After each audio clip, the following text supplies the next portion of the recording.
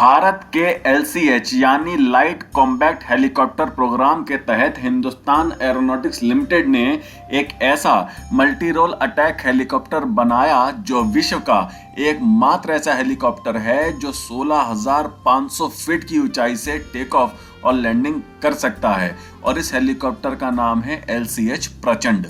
इसे आप भारतीय वायुसेना के पास जो एडवांस लाइट हेलीकॉप्टर ध्रुव है उसका एक आर्म्ड वर्जन भी कह सकते हैं। LCH प्रचंड का इस्तेमाल भारतीय वायुसेना और थल सेना दोनों करती हैं और भविष्य में इन्हें और भी बड़ी संख्या में भारतीय सेनाओं में शामिल किया जाएगा। पर मैं आज आपसे LCH प्रचंड के बारे में बात क्यों कर रहा हूं? क्योंकि खबर ही ऐसी आई है जिसे सुनकर आपका दिल खुश हो जाएगा। तो हुआ यह है कि नाइजीरिया की वायुसेना को एक ऐसे अटैक हेलीकॉप्टर की काफी समय से जरूरत थी जो उनकी सैन्य क्षमताओं में जबरदस्त बढ़ोतरी कर सके। उन्हें एक ऐसा हेलीकॉप्टर चाहिए था जिसे युद्ध में, बचाव में, दुश्मन की वायु रक्षा को नष्ट करने में और आतंकवादी विरोधी अभियानों में महारत हासिल हो। जैसे ही भारत को ये बात पता चली, तुरंत ही भारत ने अपने लाइट कॉम्बैट हेलीकॉप्टर प्रचंड को नाइजीरिया को ऑफर किया। लेकिन साथ ही साथ नाइजीरिया को एयरबस से Tiger HAD multi role helicopter और तुर्किश एरोस्पेस इंडस्ट्री से T-129 AT-AK हेलीकॉप्टर भी ऑफर किया गया। नाइजीरिया की सेना ने इन तीनों ही हेलीकॉप्टर की क्षमताओं का आकलन किया और भारत के प्रचंड ने एयरबस और तुर्की एरोस्पेस इंडस्ट्री के हेलीकॉप्टरों को पछाड़कर पूरी तरह से बाजी अपने नाम कर ली। पूरी दुनिया में अब इस बात की चर्चा हो रही है और अब नाइजीरिया की तरह कई सारे देश LCH प्रचंड में अपना इंटरेस्ट दिखा रहे हैं। नाइजीरिया अभी भारत से 4 LCH प्रचंड हेलीकॉप्टर की डील करने जा रहा है जिसकी कीमत लगभग $1 बिलियन के आसपास बताई जा रही है।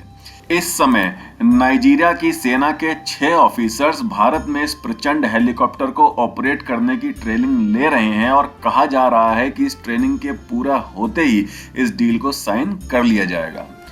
हो सकता है अब आप में से कुछ लोग सोच रहे होंगे कि ये डील तो बहुत छोटी है, नाइजीरिया सिर्फ 4 हेलीकॉप्टर ही तो भारत से खरीद रहा है।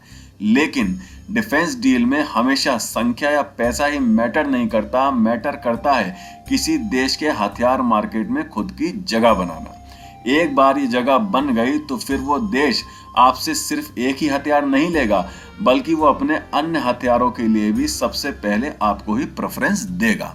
दूसरा फायदा ये है कि जब कोई देश किसी दूसरे देश से कोई हथियार लेता है तो उस हथियार का अपने आप ही पूरी दुनिया में प्रचार हो जाता है और बाकी के देश भी इस हथियार में इंटरेस्ट लेने लगते हैं जिससे और भी नई डील मिलने के चांसेस बहुत ज्यादा बढ़ जाते हैं। और तीसरा फायदा ये है कि जो हथियार आपने बेचा है तो बात यहीं पर खत्म नहीं हो गई कि आपने पैसे ले लिए और हथियार बेच दिया, बल्कि आपको आगे भी इस हथियार की वजह से अच्छी खासी कमाई होती रहती है।